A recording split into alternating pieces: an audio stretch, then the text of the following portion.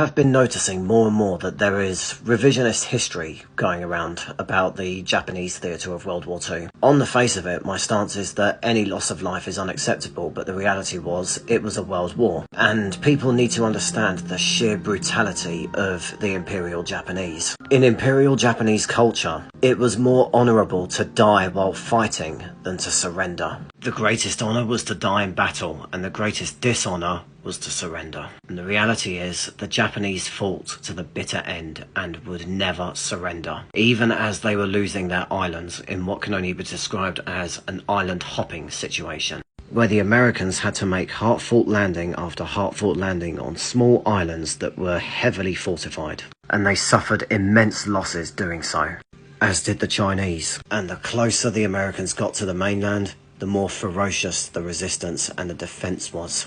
The Americans launched a brutal campaign on the island of Okinawa, which was the last island before the Japanese mainland. A battle that lasted 2 months, which eventually the Americans won. And after the fall of Germany and victory in Europe, all that was left was Japan. And when it came to the Japanese mainland, the Allies only had 2 options. Launch a full assault upon the Japanese mainland, which would result in untold amounts of human life being lost, civilian and military. Or, and this is where the revisionist history comes in, they can coax them into surrendering. The revisionism being that the Japanese had already surrendered before Hiroshima and Nagasaki happened. This is not the case. The Japanese emperor officially announced surrender on the 15th of August, whereas Hiroshima was detonated on the 6th of August, and President Harry Truman issued a warning to the Japanese.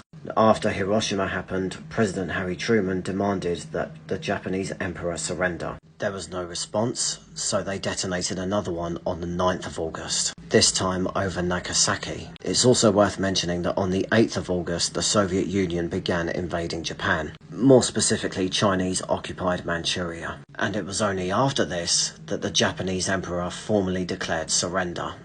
He ordered the Supreme Council for the direction of the war to accept the terms of surrender set out by the Allies, and there was a failed coup d'etat against him, which took place on the 14th to the 15th of August. And on the 15th of August, the Japanese emperor issued a recorded statement where he surrendered. So on the one hand, I hate the fact that the nuclear weapons were used, but what was the alternative? There would have been even more loss of life than there already was, and that's a fact.